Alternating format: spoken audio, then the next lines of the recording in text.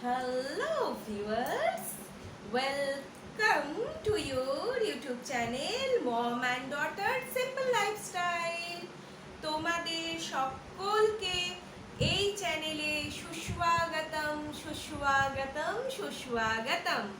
তো আজকে আমরা যে রেসিপিটা নিয়ে এসেছি সেই রেসিপিটা কিন্তু যেমন সুস্বাদু তেমনি হচ্ছে ভীষণই স্বাস্থ্যকর, মানে বলতে পারো ইমিউনিটি বুস্টার আমাদের এই করোনার সময়।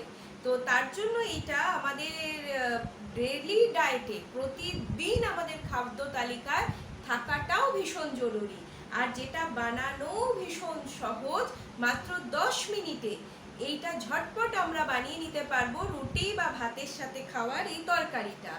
আর আমার তো মনে হয় আমাদের বাঙালিদের কাছে এটা একটা নতুন ধরনের রেসিপি হতে পারে। তো অবশ্যই হয়তো তোমরা জানো, তো যদি তোমরা অন্য কোনো স্টাইলে এই রেসিপিটা বানিয়ে থাকো তো অবশ্যই আমাদের কমেন্ট করে জানাবে। আর যদি আমাদের এই রেসিপিটা তোমাদের করে খেয়ে ভালো লাগে তাহলেও কমেন্ট করে জানাবে। আর অবশ্যই যদি ভালো লাগে তাহলে চ্যানেলটাকে একটু সাবস্ক্রাইব করে দেবে, কারণ তোমাদের থেকে পাওয়া, আমরা যেমন ভিউজ পাচ্ছি সেরকম তোমাদের থেকে পাওয়া ভালোবাসার যেটা রিগার্ড বা গিফট হিসাবে তোমরা প্লিজ একটু এই আমাদের মানে রেসিপিটাকে ভালো লাগলে লাইক, কমেন্ট আর সাবস্ক্রাইব করে দিও। তো চলো আমরা ঝটপট দেখে নিই তাহলে রেসিপি। দেখো বন্ধুরা, তো আজকে আমরা যে রেসিপিটা বানাচ্ছি ওটাতে খুবই সিম্পল ইনগ্রেডিয়েন্টসের দরকার হচ্ছে।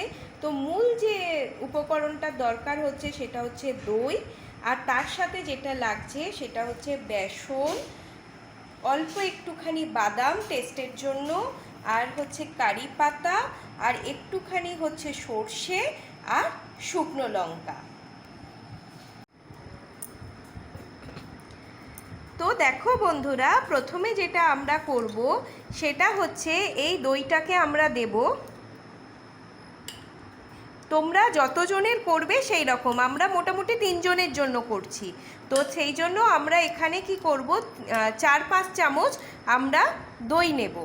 নিয়ে এরপরে এই দইটাকে আমরা ভালো করে হুইস্ক দিয়ে এরকমভাবে প্রথমে আগে ঘাঁটিয়ে নেব।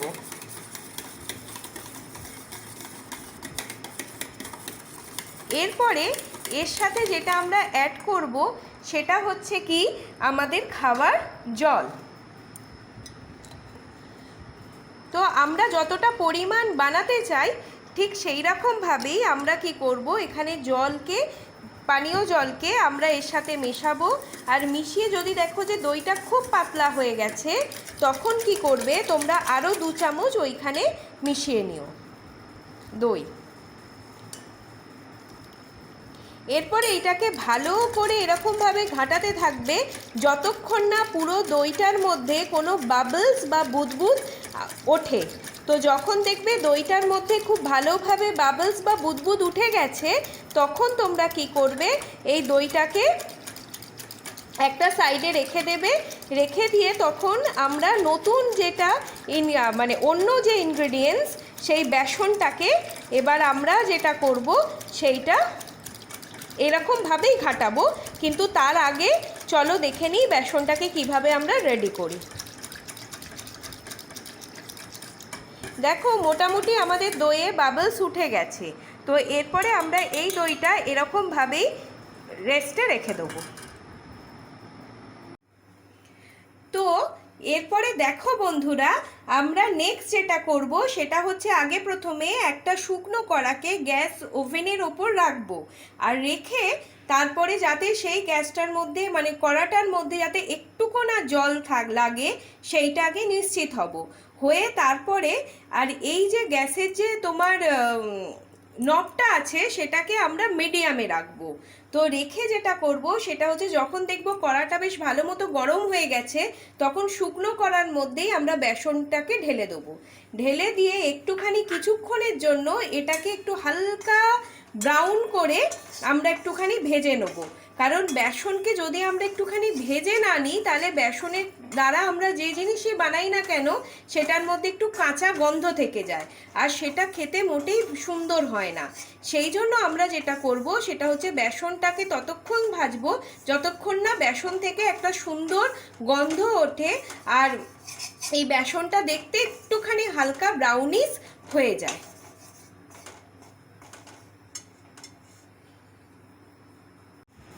তো বন্ধুরা দেখো, এইরকম ভাবে যখন বেসনটা আমাদের ঠিক একটু ব্রাউনিশ মতো ভাজা হয়ে গেল, তখন এরপরে আমরা যেটা করব, তখন এইটাকেও আমরা একটুখানি পানীয় জল দিয়ে হুইস্কে করে একটুখানি ঘাটিয়ে নেব, মানে যাতে এটাও মানে একদম একটা সুন্দর লিকুইড হয়ে যায়।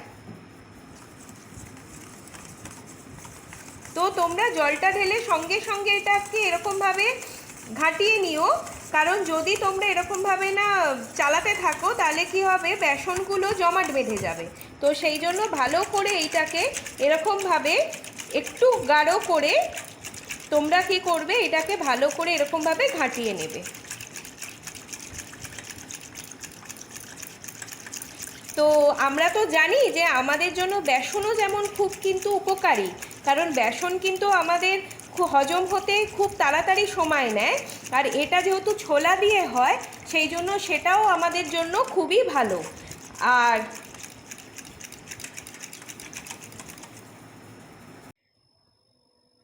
তো দেখো বন্ধুরা, আমরা যেটা করব সেটা হচ্ছে প্রথমে কড়ার মধ্যে একদম এক পলা তেল দেবো। তবে তোমরা যদি মানে তোমাদের যদি তেল মানে যে যেরকম তেল আর কি পছন্দ করো, তো তোমরা যদি একটুখানি বেশি তেল খাও তখন বেশি তেল দিও। তো আমরা মোটামুটি একটু অল্প তেল খাই, সেই জন্য একদম অল্প একটুখানি সর্ষের তেল আমরা কি করলাম, এই কড়ার মধ্যে দিলাম, একদম শুকনো কড়াতে, নাহলে কিন্তু একটুখানি চটচট পরপর করবে। এরপরে আমরা এখানের মধ্যে যেটা দেবো সেটা হচ্ছে একটুখানি ফোড়ন হিসাবে যেটা দেবো সেটা হচ্ছে তোমার শুকনো লঙ্কা দেবো। আর হ্যাঁ, যদি দেখো যে কড়ার মধ্যে তেল দিয়ে কোনো কিছু জল আছে, তাহলে যদি খুব চচ্চড় করে তখন কিন্তু একটুখানি যেটা দেবে সেটা হচ্ছে নুন, তাহলে দেখবে ওটা ওরকমভাবে ফাটবে না। এরপরে আমরা ওখানে ইয়েটা মানে যে সর্ষেটা ছিল সেই সর্ষেটাকে দিয়ে ভালো করে আমরা কি করব, এইটাকে ভেজে নেব।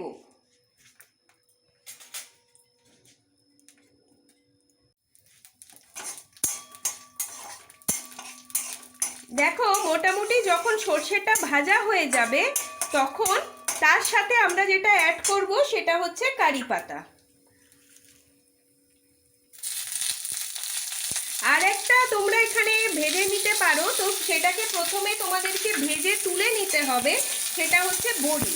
তো এটাতে কিন্তু আমরা গয়না বড়ি কিন্তু অ্যাড করতে পারবো না, মানে গয়না বড়ি না, কিন্তু নর্মাল যে আমরা বড়ি খাই না সেই বড়িও যদি তোমরা ভেজে নিয়ে পরে যদি এটা দইয়ের মধ্যে মেশাও তাহলেও কিন্তু খেতে খুব সুন্দর হয়। বা বেসনকে ভেজে নিয়ে যেরকম আমরা বেসন বড়া করি সেই বড়াও যদি দাও তাহলেও খুব সুন্দর খেতে হয়। তো সেটা পুরোপুরি অপশনাল, কিন্তু এখন আমরা যেটা বানাচ্ছি সেটা হচ্ছে বড়ি ছাড়া বানাচ্ছি। এরপরে যখন দেখবে কারি পাতাটাও মোটামুটি ভাজা হয়ে গেল,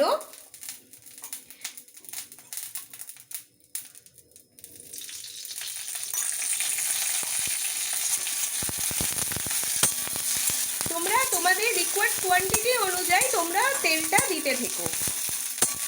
তো যখন দেখবে কারি পাতাটা বেশ ভালো করে ভাজা হয়ে গেল তখন আমরা কি করব, এর মধ্যে আমরা যেটা মেশাবো টেস্টের জন্য সেটা হচ্ছে বাদাম। তো এই বাদামটা তোমরা প্রথমেও মেশাতে পারো একটুখানি যদি তোমরা ভাজা ভাজা খেতে পছন্দ করো, আর যদি মনে করো যে না আমরা ঠিক ভাজা খাবো না, মানে এমনি নর্মালটাই ভালো লাগে, তাহলে যখন পুরো তরকারিটা রেডি হয়ে যাবে কারিটা, তারপরেও তোমরা জাস্ট সেটাকে কি করতে পারো, একটুখানি অ্যাড করে দিতে পারো। তো ভালো করে এইটাকে একটুখানি কিছুক্ষণের জন্য ভেজে নেবে, নিয়ে তারপরে প্রথম যেটা দেবে সেটা হচ্ছে দইটা, যেটা আমরা রেডি করে রেখেছিলাম। সেই দইটা দিয়ে এইটাকে এবার ভালো করে নাড়তে থাকবে।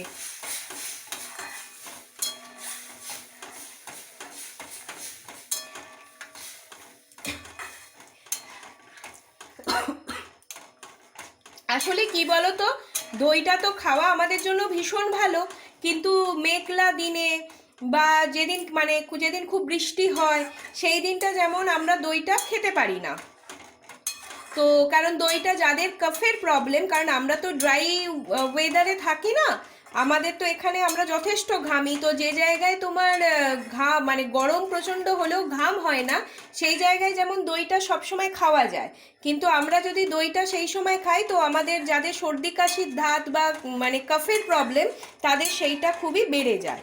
তো সেই জন্য কিন্তু আমরা যদি দইটাকে এরকমভাবে রান্না করে খাই তাহলে একটা খুব সহজ মতো আমাদের ভাত বা রুটির তরকারিও হয়ে যায়, যেটা খুব ইজি রান্না করা আর খুবই কুইক, হঠাৎ করেই রান্নাটা করা হয়ে গেল। আর আরও একটা যেটা সুবিধা হয় সেটা হচ্ছে কি, ওই ক্যালসিয়ামই বলো যে এর যে গুণটা সেটাও আমাদের শরীরে যায়। তো দেখবে যখন এই দইটা দেখবে একটুখানি কাটা কাটা হয়ে যাবে, যেরকম ছানা কাটে না সেরকম যখন দেখবে যে দইটা একদম ফেটে ফেটে গেছে,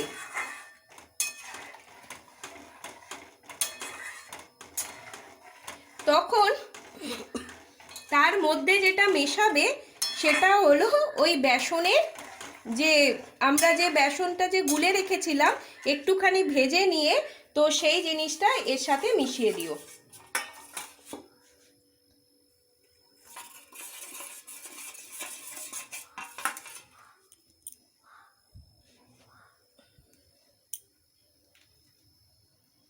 দেখেছো দইটা কিরকম কাটা কাটা হয়ে গেছে? তো দেখো ছানা কাটার মতোই এটা ছেড়ে যাচ্ছে। সেই সময় এটাতে মেশাবে যেটা, সেটা হচ্ছে বেসনটা দিয়ে এই দুটোকে খুব ভালো করে নাড়িয়ে মিশিয়ে নিও। তো দেখবে কালারটাও খুব সুন্দর হয় দেখতে। এরপরে এটা যখন খুব ভালো করে মেশানো হয়ে যাবে তখন এইটা আস্তে আস্তে ফুটতে দিও। আর এর মধ্যে যেটা এবার তোমরা স্বাদ অনুযায়ী মেশাবে সেটা হলো চিনি, নুন আর তোমার একটুখানি শুকনো লঙ্কা বা কাশ্মীরি গুঁড়ো লঙ্কা, তোমরা যেরকম ঝাল খাও সেই রকম অনুযায়ী নিজেদের স্বাদ অনুযায়ী। তো মোটামুটি আমি 3 চামচ এখানে চিনি মেশালাম, আর পরিমাণ মতো যেটা দিলাম সেটা হচ্ছে নুন।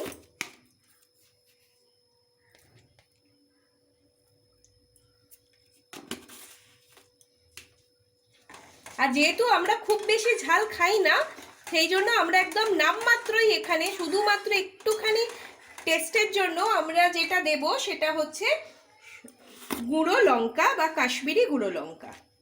তাতে কালারটাও খুব সুন্দর হয় আর দেখতেও খুব ভালো হয়।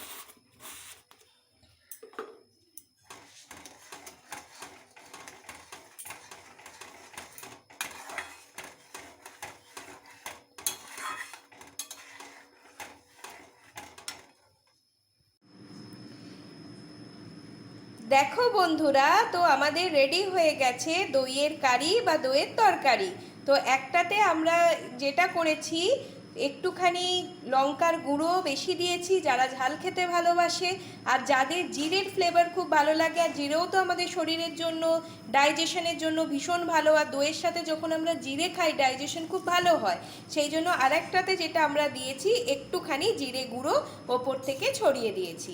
তো তোমরাও তোমাদের স্বাদ মতো জিরে গুঁড়ো দিতে পারো। আর যখন তোমরা এই রেসিপিটা করবে, যখন আমরা সব জিনিসগুলো ভাজছিলাম কারি পাতায় যখন সর্ষে, সেই সময় তোমরা যেটা করতে পারো সেটা হচ্ছে একটুখানি তার মধ্যে আদা যদি তোমাদের ফ্লেভার ভালো লাগে বা যদি কখনো ঠান্ডা লাগে তোমাদের, সেই জন্য তোমরা কি করতে পারো সেইখানে একটুখানি আদা দিতে পারো।